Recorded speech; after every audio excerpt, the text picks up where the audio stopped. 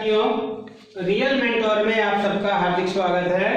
आज हम कक्षा 9 विषय हिंदी की पाठ्य पुस्तक क्षितिज के काव्यखंड का अध्याय 13 जिसका शीर्षक है ग्राम श्री और इसके कवि है सुमित्रानंदन पंत का अध्ययन करने जा रहे हैं।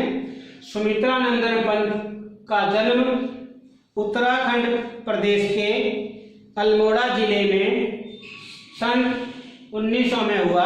इनका मूल नाम गुसाई दत्त था।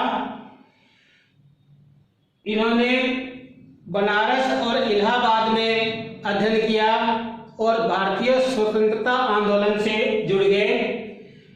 इन्होंने 10 से अधिक काव्यखंड, उपन्यास, नाटक आदि की रचना की।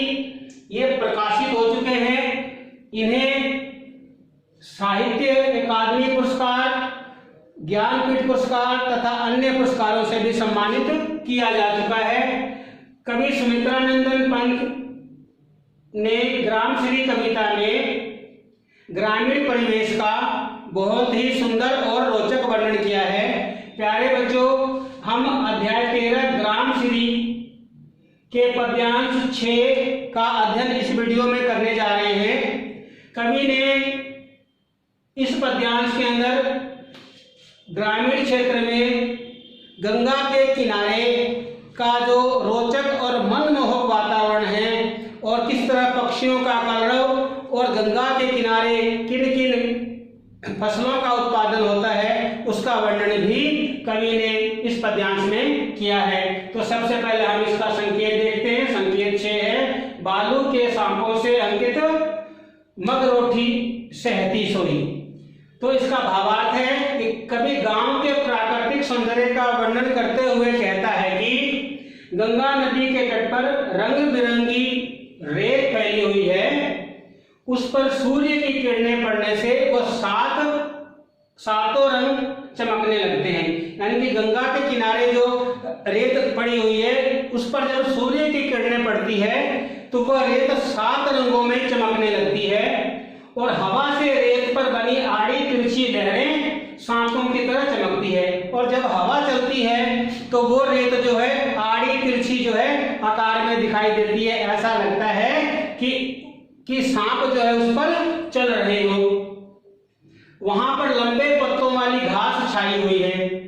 गंगा के तट पर जो वनस्पतियां हैं उसमें लंबे पत्तों वाली घास भी है तथा गंगा तट पर तरबूजों की खेती हो रही है। तो गंगा के तट पर जो खरपतवार है उसमें लंबे पत्तों वाली घास जो है वो फैली हुई है और उसके बीच तरबूजों की खेती हो रही है। वहां पर यानी कि नदी के तट पर कुछ बगुले अपनी अंगुली रूपी कंघी से अपना सिर खजलाते हैं और कलंगी को संवारते हैं। वहां पानी पर चकवा पक्षी तैरते रहते हैं तथा कहीं पर मुर्गा भी, ये एक पक्षी का नाम है, सोई रहती है। अर्थात गांव के गंगा तट का वातावरण अति रमणीय और मनमोहक दिखाई देता है। तो ये इसका भावार्थ था।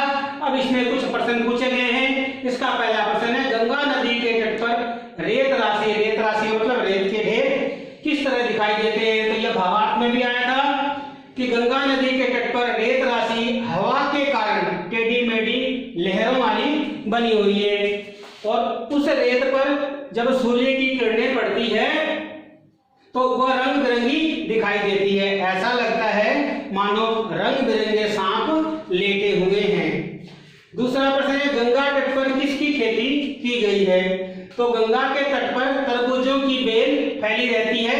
ये भावार्थ में भी आया था और वहां पर तरबूजों तथा खीरा, ककड़ी आदि की खेती की जाती है।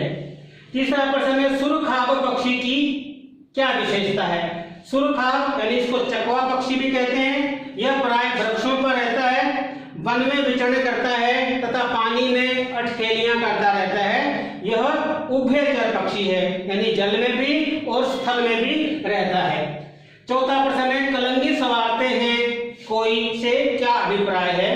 तो गंगा तट का वातावरण उभयचर पक्षियों के लिए आराम है। बगुले पानी में बैठकर अपने पंजों से अपनी कलंगी को संवारते हैं एवं खुजलाते रहते हैं। बगुले वहां पर मस्त रहते हैं। धन्यवाद।